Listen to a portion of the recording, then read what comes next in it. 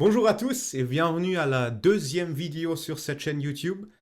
On se regarde dans cette vidéo, comme la dernière vidéo, le prix des bitcoins, qu'est-ce qui pourrait se passer la semaine prochaine et qu'est-ce qu'on peut analyser et peut-être aussi qu'est-ce qu'on peut trader la semaine prochaine. Bitcoin, il a vraiment très bien fait ce que on a analysé la vidéo de la semaine dernière. Comme vous voyez dans le chart de Bitcoin, on commence tout de suite avec le chart de Bitcoin. Comme vous voyez, on a toujours la range de la semaine dernière. Et comme j'ai dit, on voit qu'on a fait un break des 65 000 euros vers là-haut. Et on est passé au-dessus jusqu'à 66 500 à peu près. C'était ça qui était le plus probable. J'avais dit aussi dans la vidéo la semaine dernière que ça allait se passer probablement comme ça. Et comme vous voyez, ça a marché parfaitement. Pourquoi on a eu une rejection à 66 500 €?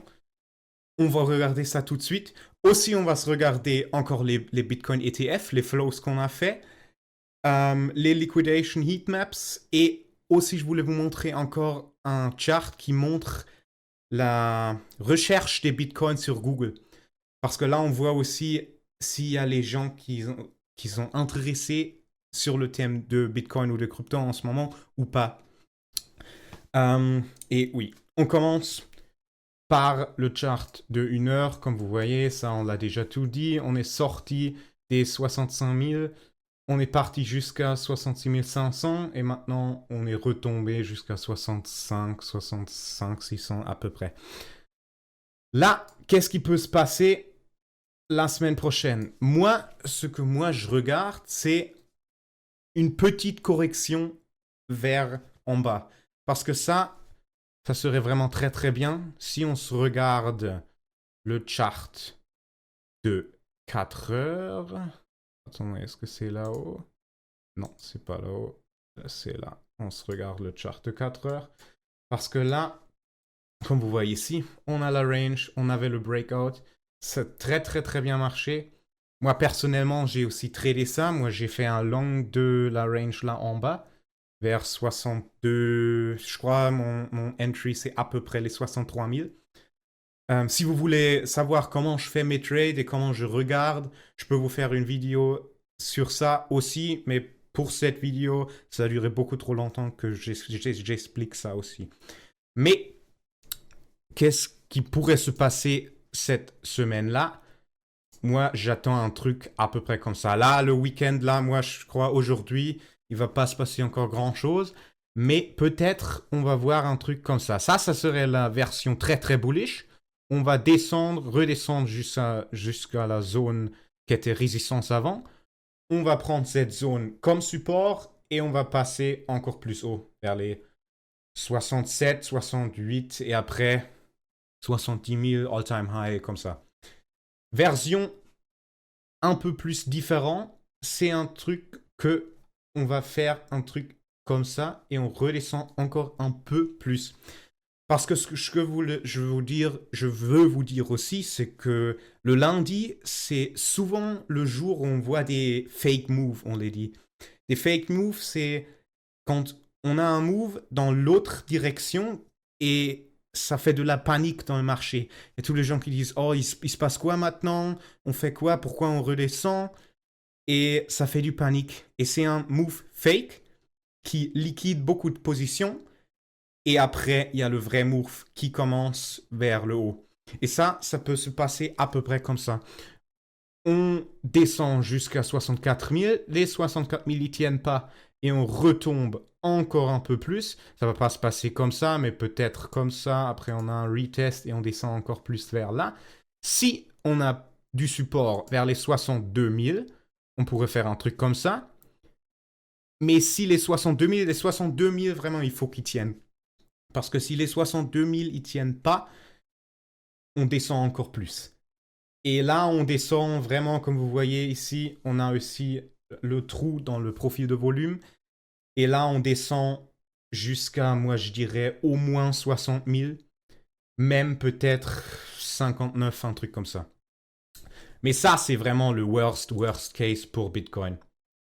Et ça, moi, je trouve que c'est pas trop probable. Ça peut se passer, c'est vrai, mais le truc que moi, je trouve qui est le plus probable, je vous enlève là les traits comme ça.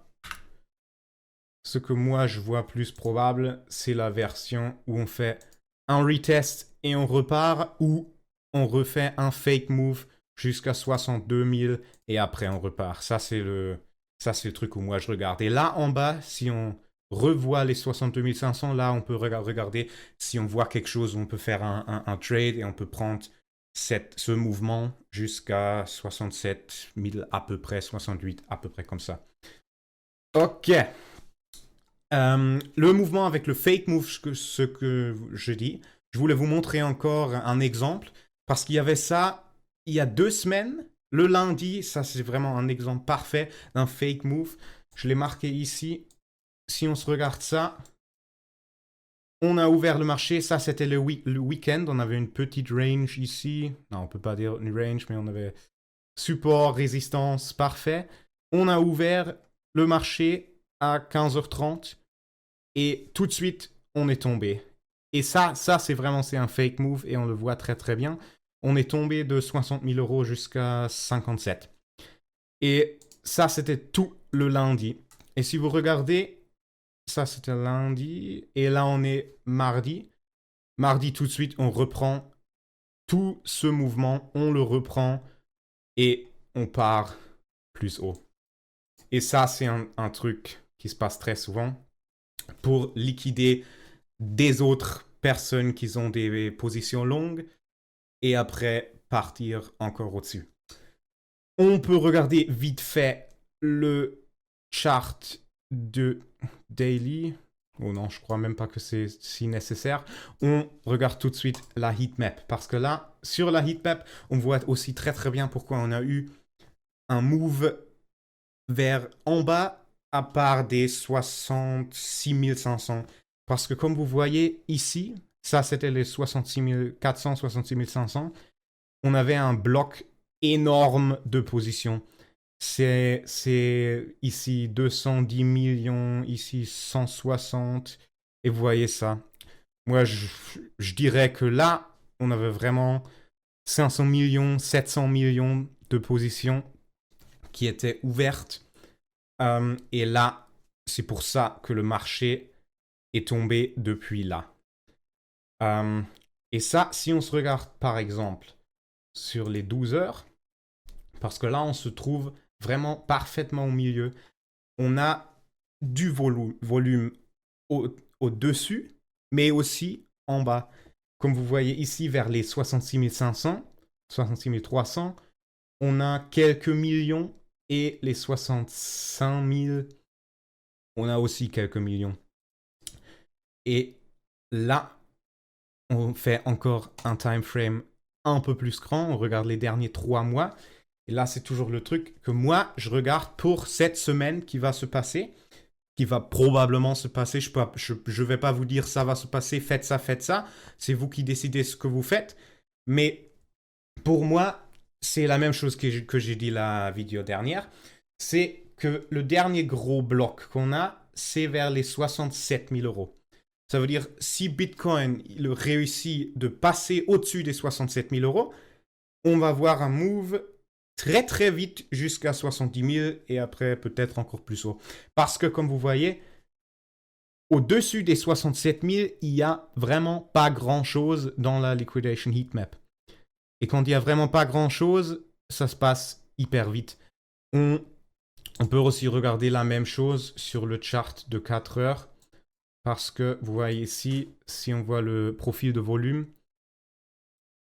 vous regardez ça comme ça. Ici, il y a les 67. Et là, vous voyez, on a un petit trou ici. Ça veut dire, on voit aussi la bougie ici, qu'on est tombé très très vite. Des bougies, comme vous voyez, des bougies, ils ont des couleurs différentes sur mon chart. Et c'est parce que j'ai un indicateur qui me montre, ça s'appelle des bougies vector. Et ça me montre comment le marché, comment ça bouge et si ça tombe très très vite, Il y a beaucoup de gens qui font par exemple des shorts, on voit parfaitement avec ces bougies parce qu'ils sont très très rouges. La même chose avec vert clair et bleu, c'est encore quelque chose d'autre. Si vous voulez une vidéo sur ce thème-là, sur les bougies vector, parce que ça, là, je peux parler vraiment aussi une demi-heure ou plus, vous me laissez savoir dans les commentaires et je vais vous faire une vidéo pour ça. Et là, comme on voit, ça c'était le top, 70 000 euros. On est tombé tout de suite très rapide jusqu'à 67. En bas, c'est pour ça, le truc là, il n'y a pas beaucoup de volume. Ça veut dire on peut se prendre, si Bitcoin y arrive de passer au-dessus des 67 000 euros, on va voir un mouvement très très vite, on reprend les 70 000 euros et après peut-être une petite correction. Mais pour faire un résumé, ce que je crois qu'il va se passer, comme j'ai déjà dit, on fait un retest 64 000, peut-être aussi un peu plus bas, et après on va repartir prendre encore des prix plus hauts. Parce que toujours, le uptrend qu'on s'est mis ici, il tient vraiment parfaitement. On ne fait pas un lower high, comme on dit en anglais. Et si ça tient, vraiment parfait. Maintenant, avant-dernière chose, encore les flows des Bitcoin ETF.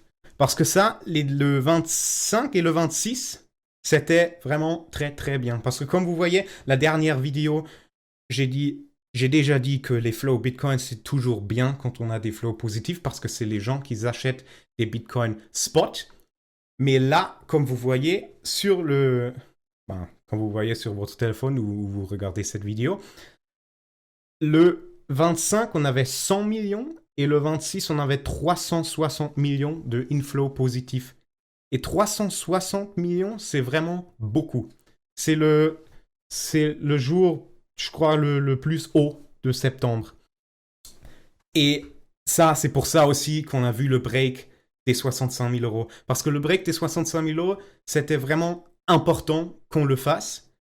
Parce qu'il y avait vraiment une très très grande résistance. C'est pour ça que moi je dis aussi qu'on pourrait voir une petite correction, comme j'ai déjà dit 5 fois maintenant je crois, qui descend à 62, 64, quelque chose comme ça. Dernière chose, c'est cette courbe-là. Et cette courbe-là, elle montre, c'est en allemand là, mais je vous explique ce que ça montre. Ça montre l'intérêt au Bitcoin sur Google en général pendant le temps de... C'est quoi ça? C'est 2019 jusqu'à maintenant. Et là, vous voyez, le pic ici, c'était le pic du bull run 2021. Et comme vous voyez ici, en ce moment, il y a vraiment pas beaucoup de gens qui cherchent le mot Bitcoin ou le mot crypto sur Google. Ça veut dire qu'il n'y a pas beaucoup de gens qui s'intéressent là en ce moment. C'est juste, nous c'est clair parce que nous on est dans le crypto. Moi je suis dans le crypto déjà depuis plusieurs années. Et moi je regarde tous les jours. Mais en général, la population générale, elle ne regarde pas trop sur les bitcoins en ce moment. Et quand même, on se trouve à un prix, moi je trouve que c'est très bien parce que 65 000 euros et on n'a vraiment pas beaucoup d'intérêt. Ça veut dire si on y arrive à faire un all-time high peut-être à Bitcoin, ça c'est le moment où il y a toujours la radio qui dit ah oui, Bitcoin maintenant on se trouve à 64 000, non pas 64, 74 000 ou un truc comme ça. Et après il y aura les gens qui vont venir et ils vont avoir la FOMO et ça fait un effet et on part encore plus haut. Et ça, je veux juste montrer vite fait qu'en ce moment, on n'a pas beaucoup d'intérêt, je ne sais pas si c'est le bon mot, mais de personnes qui s'intéressent au Bitcoin. Dernière chose que je peux vous dire encore, c'est que on avait les taux d'intérêt dans les États-Unis. Et ça, c'était aussi un grand point pourquoi on a vu ce mouvement en haut. Parce qu'on est descendu, ils ont descendu les taux d'intérêt. Et là, il y a beaucoup de gens qui disent « Ok, là, on va voir encore une fois une réduction des taux d'intérêt en novembre. » Et si on va revoir une réduction des taux d'intérêt, ben, c'est très très bien pour bullish, parce qu'il faut... pour Bitcoin. Parce qu'il faut toujours réfléchir, réduction des taux d'intérêt, ça veut dire les gens ont plus d'argent parce que c'est moins cher de faire par exemple un crédit. Ça veut dire qu'on a plus d'argent, il y a plus d'argent qui peut partir dans les marchés et ça résout dans une montée du prix des bitcoins et aussi du prix des marchés traditionnels comme les AXI, les ETFs et tout ça. Je réfléchis si je voulais vous montrer encore quelque chose, mais pour cette vidéo, c'est tout. Je vous refais une vidéo cette semaine, peut-être mercredi, on va voir. Et oui, j'espère que ça vous a plu. Et encore une fois, je dis merci à tous les gens qui sont restés jusqu'ici. Et oui, on se revoit la semaine prochaine. Et je dis au revoir.